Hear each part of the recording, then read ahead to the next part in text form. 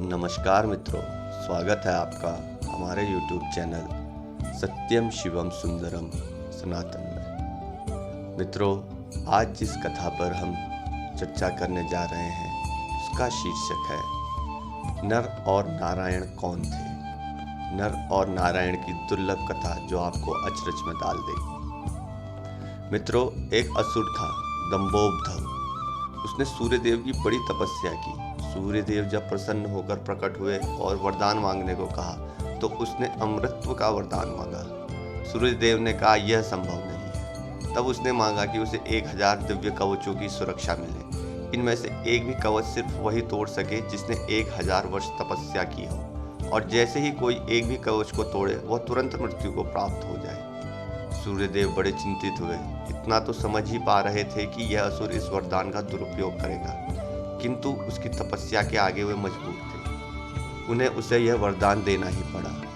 इन कवचों से सुरक्षित होने के बाद वही हुआ जिसका सूर्यदेव को डर था। दंभोबद्ध अपने सहस्त्र कवचों की शक्ति से अपने आप को अमर मानकर मनचाहे अत्याचार करने लगा। वह सहस्त्र कवच नाम से जाने लगा। उधर सती जी के पिता दक्ष प्रजापति ने अपनी पुत्री मूर्ति का विवाह ब्रह्मा जी के मानस पुत्र धर्म से किया।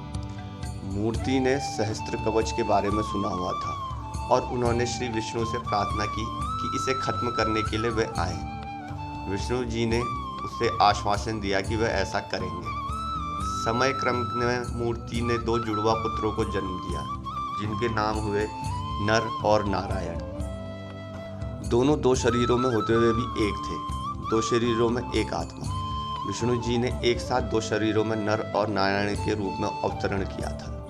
दोनों भाई बड़े हुए। एक बार दंभोबद्ध इस वन पर चढ़ गया है। तब उसने एक तेजस्वी मनुष्य को अपनी ओर आते देखा और भय का अनुभव किया। उस व्यक्ति ने कहा कि मैं नर हूँ और तुमसे युद्ध करने आया हूँ। भय होते हुए भी दंभोबद्ध ने हंसकर कहा, तुम मेरे बारे में जानते ही क्या हो।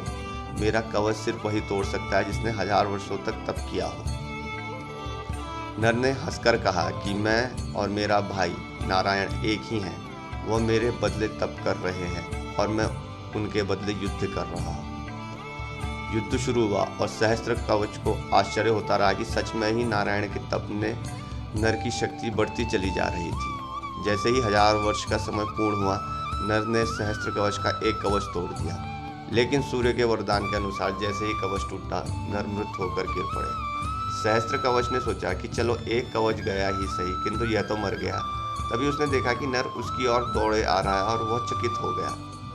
अभी ही तो उसके सामने नर की मृत्यु हुई थी और अभी ही यही जीवित है और मेरी ओर कैसे दौड़ा आ रहा है। लेकिन फिर उसने देखा कि नर तो मृत पड़े हुए थे। यह तो हूबहू नर जैसे प्रतीत होते उनके भाई नारायण थे, जो दंभोबद्ध की तरफ नहीं बल्कि अपने भाई नर की तरफ दौड़ रहे थे। दंभोबद्ध ने अट्टहास करते हुए नारायण से कहा कि तुम्हें अपने भाई को समझाना चाहिए था, इसने अपने प्राण व्यर्थ ही गंवा दिए। नारायण शांतिपूर्वक मुस्कुराए। उन्होंने नर के पास बैठकर कोई मंत्र पढ़ा और चमत्कारिक रूप से नर उठ बैठे। तब दंभोबद्ध की समझ में आया कि 1000 वर्ष तक शिव जी की तपस्या करने से नारायण को मृत्युंजय मंत्र की सिद्धि हुई है, जिससे वे अपने भाई को पुनर्जीवित कर सकते हैं। अब इस बार नारायण ने दंभोबद्ध को लड़कारा और नर तपस्या में बैठे। 1000 साल के युद्ध और तपस्या के बाद फिर एक कवच टूटा और नारायण की मृत्यु हो गई। फिर नर ने आकर नारायण को पुनर्जीवित कर दिया और यह चक्र फिर चलता रहा। इस तरह 999 बार युद्ध हुआ। एक भाई युद्ध करता, दूसरा तपस्या। हर बार पहले की मृत्यु पर दूसरा उसे पुनर्जीवित कर देता। जब 999वां कवच टूट गए तो सहस्त्र कवच समझ गया कि अब उसकी मृत्यु हो जाएगी। तब वह युद्ध त्याग कर सूर्यलोक भागकर सूर्यदेव के शरणागत हुआ।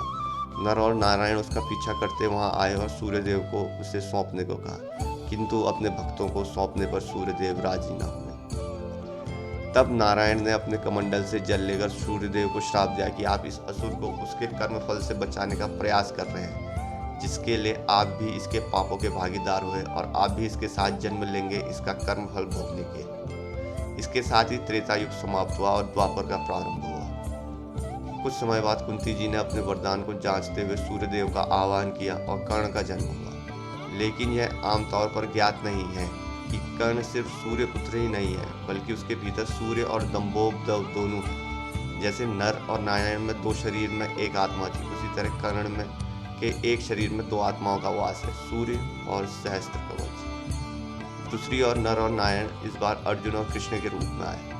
कर्ण के भीतर जो सूर्य का अंश है वही उसे तेजस्वी वीर बनाता है, जबकि उसके भीतर दंभोपद्रव भी होने से उसके कर्मफल उसे अनेक अन्याय और अपमान मिलते हैं और उसे द्रौपदी का अपमान और ऐसी अनेक अपकर्म करने को प्रेरित करता है। यदि अर्जुन कर्ण का कवच तोड़ता तो तुरंत ही उसकी मृत्यु हो जाती, इसलिए इंद्र उससे उसका कवच पहले ही मांग ले गए थे। तो मित्रों, ये थी हमारी आज की कथा। आशा करते हैं आपको हमारे आज की यह वीडियो पसंद आई होगी, और अगर आपको हमारी आज की यह वीडियो पसंद आई है तो हमारे चैनल को सब्सक्राइब और इस वीडियो को लाइक करना बिल्कुल मत भूलिएगा। तो मिलते हैं दोस्तों अगले किसी और वीडियो में, तब तक के लिए हर हर महादेव।